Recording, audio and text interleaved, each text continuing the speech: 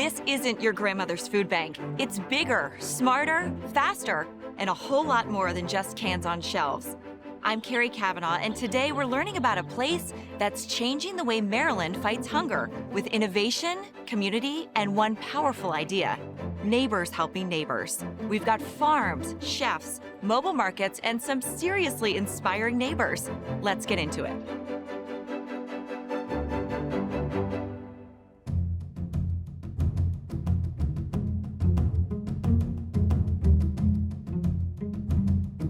Food insecurity. You've heard the term, but what does it really mean? It's not just about missing a meal. It's about tough choices, stretched budgets, and invisible struggles that may be a lot closer to home than you think. Luckily, the Maryland Food Bank isn't just tackling the problem, they're rewriting the playbook. What is food insecurity? Excellent question. It means that someone doesn't have access to enough food to live a healthy, sustainable lifestyle. So rather than having meat and potatoes and vegetable for dinner, it might be a pack of Twizzlers and a Red Bull or a Coke or food from a fast food restaurant. So they don't know where their next meal is going to come from. Food insecurity is so pervasive in our state. By our own research, some 1 in 3 Marylanders may be facing food insecurity today. It's people who live below the poverty line, at the poverty line, and well beyond the poverty line. Oftentimes, it's families where at least one of the adults is working. The biggest misconception about food insecurity that I think is out there is that people think that there's just lazy people sitting at home not doing things. But what they don't understand is that people get in accidents, people have strokes, people get cancer, and the bills pile up. Biggest myth about food insecurity, probably that, well, they should just get a job. And it's like, yeah, they have a job. And have you been to the grocery store recently? Everything's going up. A dozen of eggs is like $6 or $7. It impacts kids and seniors at the highest level. It impacts working families, rural communities, suburban communities, urban communities. So the scale of the problem is enormous. And what that often looks like is all of us. It's not defined by a certain neighborhood or zip code. It's not a certain age bracket, a certain racial demographic. It really touches every corner of our society. Even working, a 40-hour-a-week job, there were some days where I had to decide where, I was going to eat because, we didn't have enough. I went to one food pantry and they said I made too much money. And I was upset, started crying. The only 2 meals my daughter would eat were at school. So being a parent, it weighs on you. Well, is your car open? Yeah. Oh, I see it. Do you want it in the back seat? A lot of people, they're like, I didn't bring any pay stubs, but the Maryland Food Bank is very welcoming. And they're like, no, you don't need pay stubs, just come shop. Welcome to the Maryland Food Bank. This is our grand entryway. This is where we welcome all of our volunteers and visitors and help people get oriented to the work that we're doing here at the Maryland Food Bank. It's a 100,000 square foot warehouse here in Baltimore County, where the majority of our food is received and sorted and made ready for distribution. This gives you a little bit of a sense of how vast our warehouse is. Last year, our organization distributed more than 52 million pounds of food. Behind me here is our giant refrigerators, which are also connected to enormous freezers. This is where we keep a lot of the fresh produce and all the frozen food that we get in, so it stays safe and is ready to be distributed. Our warehouse team are experts in keeping the food that we receive safe, checking temperatures and checking expiration dates. They'll load it up and they'll get it out the door fast if it's produce, and obviously we have a little more time if it's shelf stable, but they really know how to manage that difference. This is when you think about what food banks are distributing, this is what food banks are distributing. When we think about the work that we do, again, going back into what we might understand about food banking, it was kind of we'll take the food that's donated to us and we'll make sure to get it to people who need it. That's a very passive stance. That is not how we work today. We are very active, both in our procurement of food, so our sourcing. We're talking to food donors. We're educating food donors. Some 40% of the food that we distribute, we actually buy. This is no longer cans of food in an emergency situation. That's how food banking started some 50 years ago. We have come so far from that. And so while we're still distributing food, we're addressing the reasons that people are food insecure in the first place. We use data, we use strategy, and we're really intentional about how we do the work in communities across our state. Not only are we promoting food access and nutrition, we are also building partnerships that are bringing relationships to families that can provide those resources. So things like health screenings, we do free flu shots, we've had Narcan training in areas that are highly populated with overdose. We have our SNAP team, we have our nutrition team that's coming out and providing recipes about the foods they're gonna receive that day. So it's very important to provide a well-rounded wraparound service because that's what's gonna fight food insecurity. Well, you know what? You just made this old lady very, very happy. The Maryland Food Bank is not your grandmother's food bank. Our impact values really speak to the work that we do. We are changing lives one plate at a time through the work that we do here. We're feeding people today, which is important. We're never going to stop doing that. But we also want to be making a difference so that fewer people need us in the future. And that's the work that we do that we call ending hunger. Let's talk about food at its freshest. Going beyond generously donated food, the Maryland Food Bank also buys food from local farms. That means Maryland-grown fruits and vegetables are landing on dinner tables statewide.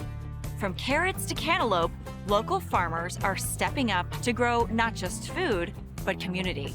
And when that food goes straight from farm to family, that's a win-win. Welcome to Bartenfelder Farms. This is a produce farm, a poultry farm, and a grain farm. So I met this guy, Joe, in 2011 to get produce for the Maryland Food Bank. This, to me, is where Farm to Food Bank started, with the goal of procuring produce from across Maryland in one of three ways. One, we go to farmers' fields and we glean produce that's left behind using volunteers. Two, I'm able to purchase produce from Maryland farmers. And three, some farmers will reach out to me when they have donations to make, and we'll go to the farm and pick that up. We've been farming forever, so it's been actually about 100 years, even though I'm not that old.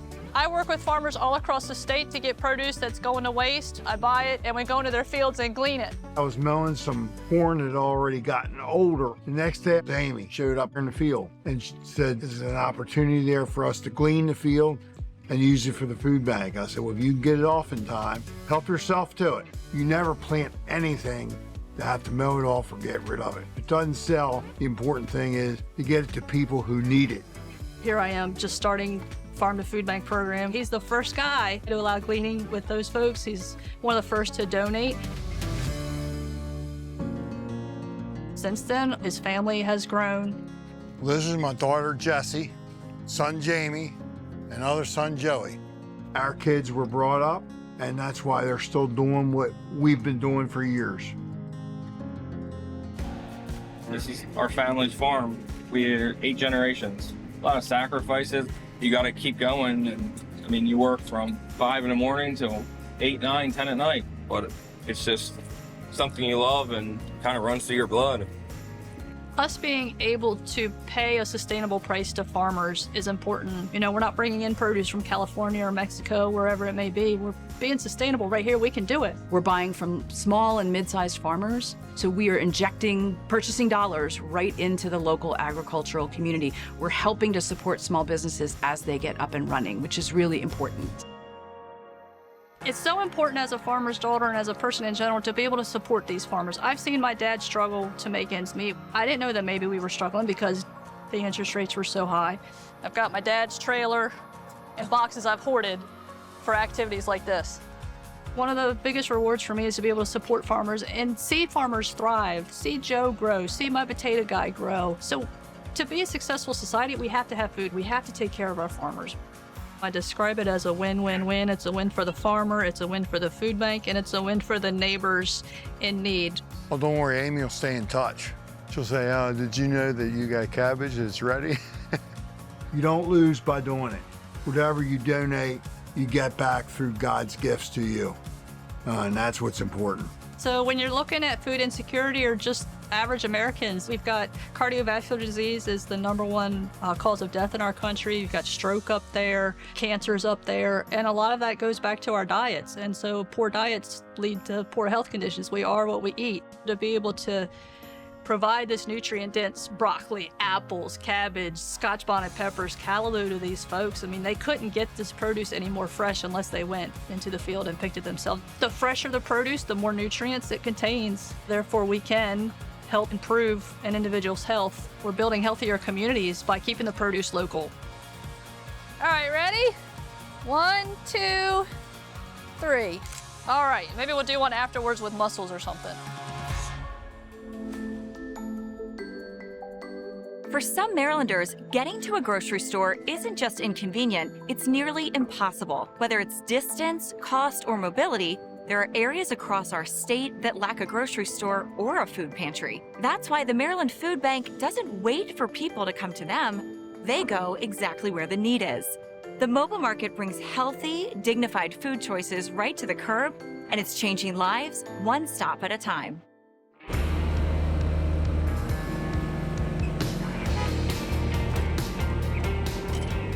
I would describe the mobile market as a 26-foot grocery store on wheels that enables us to go into communities that would not regularly have access to grocery stores.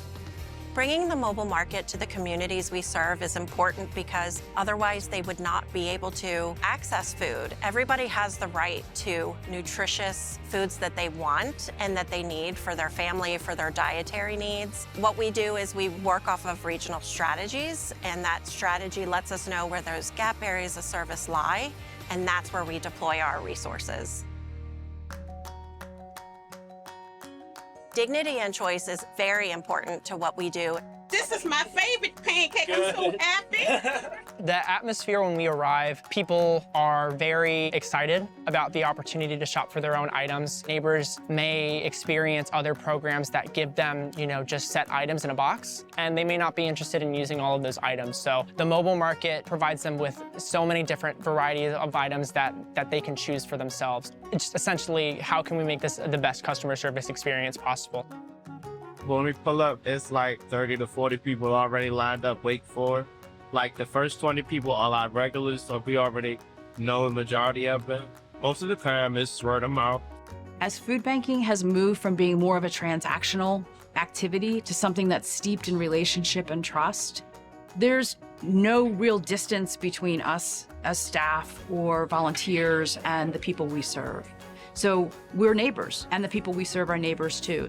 We really view them as people who happen to be in need of food assistance.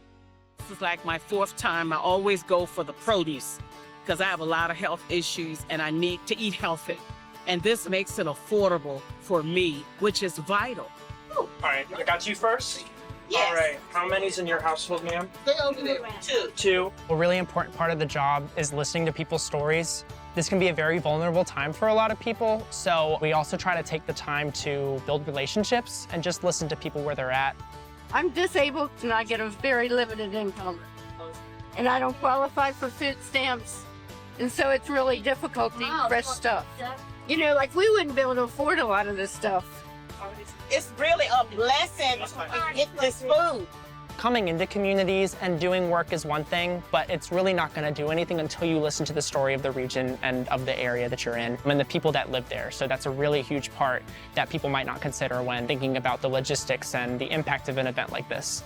For our meat options today, we have the chicken patties, obviously, and then whatever you all need from the stuff on the shelf, okay?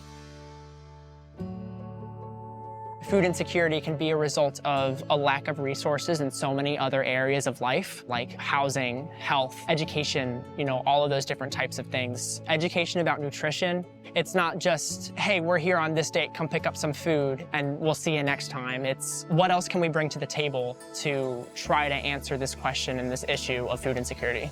It's really difficult to read a nutrition label. Not everybody knows what the contents of it mean. The SWAP program was created to basically rank foods either regular or green, and those things are based on salt, sugar, and saturated fat levels. So the yellow foods will have a medium amount, green will have the least, and red will have the most. So we recommend that people choose the green foods often, and we have them tagged in the truck so that people can see which foods are ranked.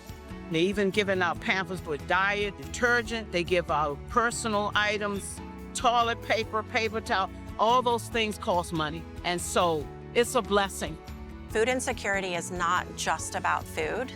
It is about a lot of those other barriers that households are facing that create that food insecurity. Things like health, lack of transportation, financial insecurity. And with us being able to go into areas where there is such need and demand for service and for food, we're able to engage with neighbors in a very personal way. We get to learn their habits. And it's really important for this program to make them feel like they're not being judged, like them standing in line is okay, because that's what we're here to do.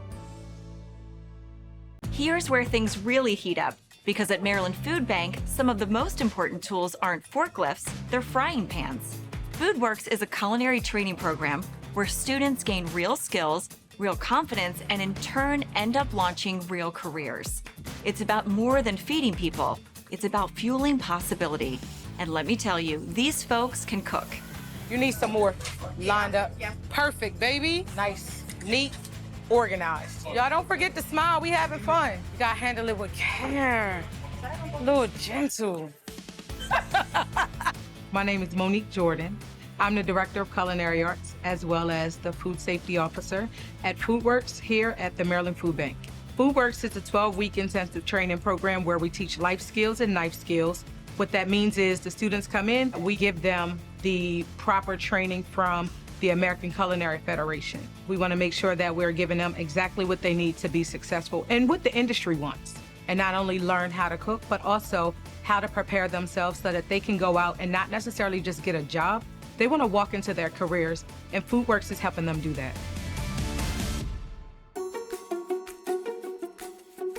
Everything has to have an intention. So before you're even cutting anything, you have to have a concept. And I think that's where it relates most in art.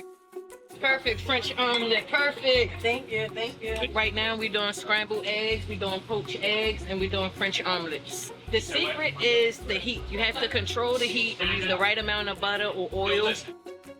Chef Mo taught me a lot of techniques of how to make it and how to frost in it and how to bake and make sure that it's at the right temperature. Give it a little bit of love. Treat it like somebody you care about. Just go ahead. There you go. With this class, definitely the word would be determination. Because I get a chance to talk to a few of them, and they are just determined to get the job done. The program offers so much more than just skills in the kitchen. It offers case management, so soft skills, interview skills, business modeling, resume writing. We connect them to employers. We have a workforce development program that's helping work alongside them to get jobs. Not only are they getting life skills and knife skills, we are providing food boxes every week. We're the Maryland Food Bank, why not?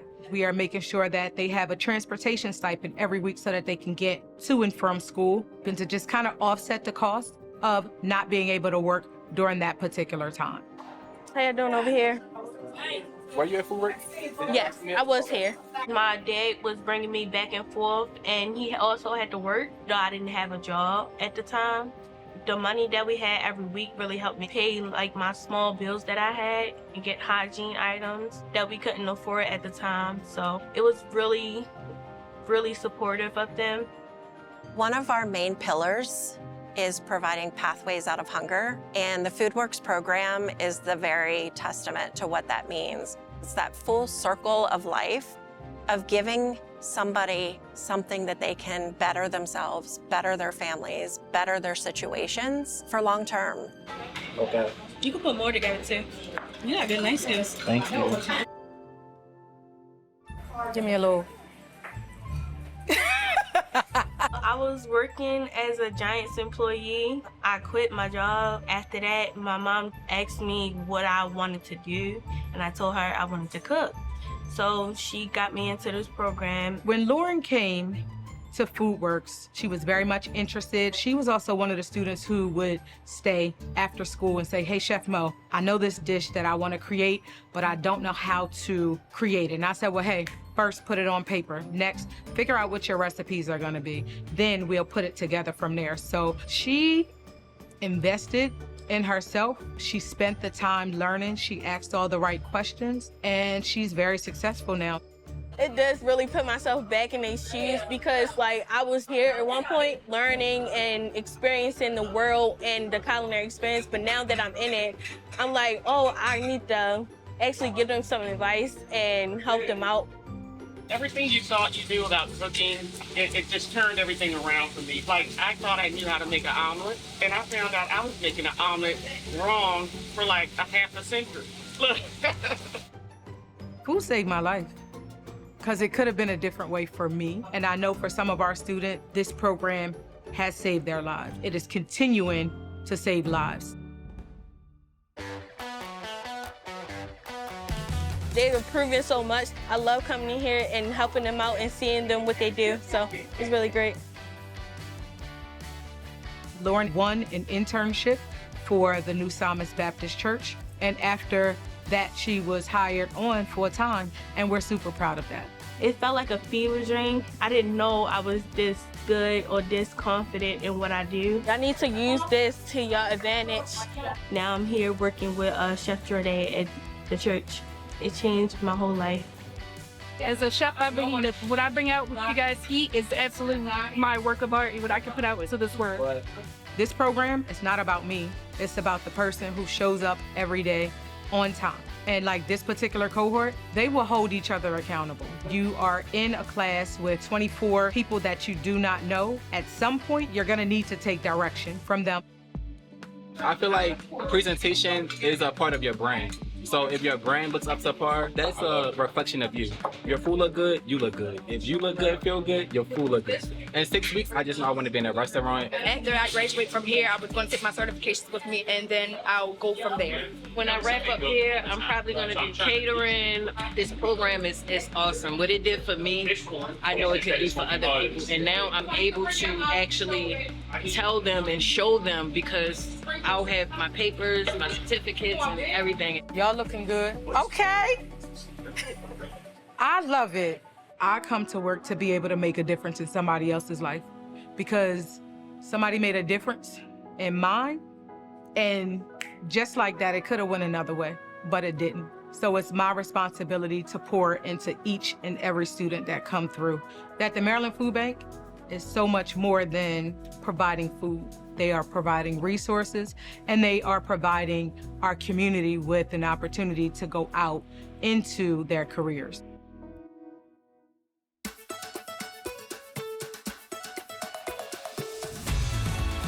Now, if you're thinking, I'm just one person, what difference can I make?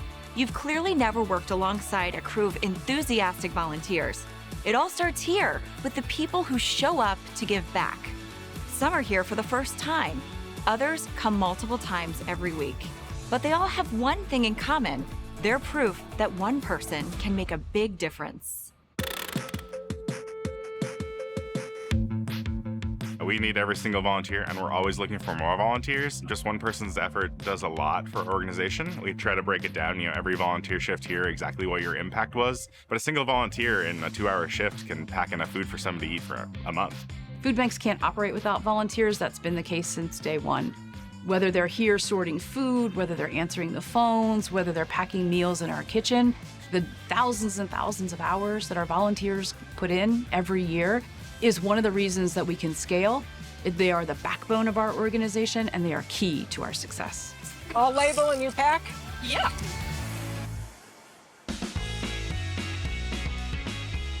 So has this been exciting? Yeah, actually, it's like, I enjoy it, and it's helping someone, so. That's exactly right. Somebody's gonna be very appreciative. Yeah. The volunteer program supports Maryland Food Bank's work across the state. We host about 8,000 individual volunteers a year, accounting for about 40,000 hours of service, and they do a little bit of everything for the food bank. Today, what they're doing is they're putting bags of rice, and then they'll go to the different pantries and food across the whole state. Kate Murphy has been volunteering with the food bank for a very long time. She is a regular in our warehouse every Wednesday. She's a leader in that shift and just generally makes sure that the folks that are joining for the first time feel welcomed and respected in our volunteer program. She raises her hand for every sort of extra thing that we've asked our volunteers to do. She's a huge part of the program. That's why we were happy to present her with our Volunteer Excellence Award this year. My name's Kate Murphy, and I'm a volunteer here at the Maryland Food Bank. I am the 2025 Volunteer of the Year. The Maryland Food Bank program is wonderful. Well, I've kind of always donated to the food bank, and then when I retired, And it's like, gosh, you have a lot of time on your hands. So go to the charities that you believe in. And so I started coming to the food bank. They do a variety of things that you can volunteer for. And it helps people. And the best part is it's fun. You get to meet some really fun coworkers. You do a lot of lifting and taping and talking, and you don't have to go to the gym afterward. You know, you're ready to go. What is work with you?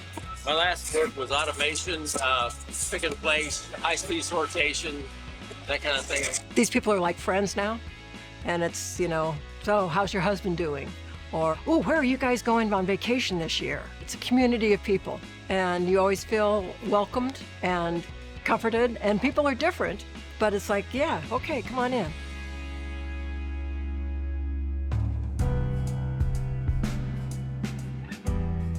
Just to be around other people and see volunteers that just want to take part in something bigger than themselves that they're not getting anything from other than just good company and like the sense of a rewarding day's work is really inspiring. I have several volunteers who have been with me for 7-8 years. A volunteer having a positive experience is going to help recruit more volunteers. So there's a lot of trust that goes into doing this. Growing up, food insecurity was nothing I really thought about. And then I was substitute teaching. One of the boys was naughty, and so I said, now you come in at lunchtime, I want to talk to you about, you know. So at lunch, he comes in and says, I can come after school, I can even come tonight, but can I please go eat lunch? It's the only food I'm going to get today. And it was like, oh, hadn't realized that that was the case, and that there are people out there that the food they get is the food they get. But we can feed people. We have the food and the processes to do this. I have so much hope when it comes to our ability to end hunger in our state. And that comes from the resilience of the families that I see who are accessing services. It comes from our food bank staff who are bringing their brilliance and their talent to this work every single day. It comes from our community partners who are opening their doors and committed to serving their communities and doing that work.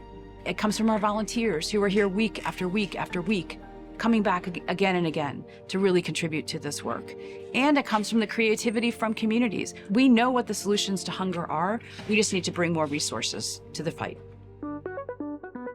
If there's one thing we've learned, it's this. Hunger isn't simple, and neither is the solution. Farms, kitchens, trucks, people.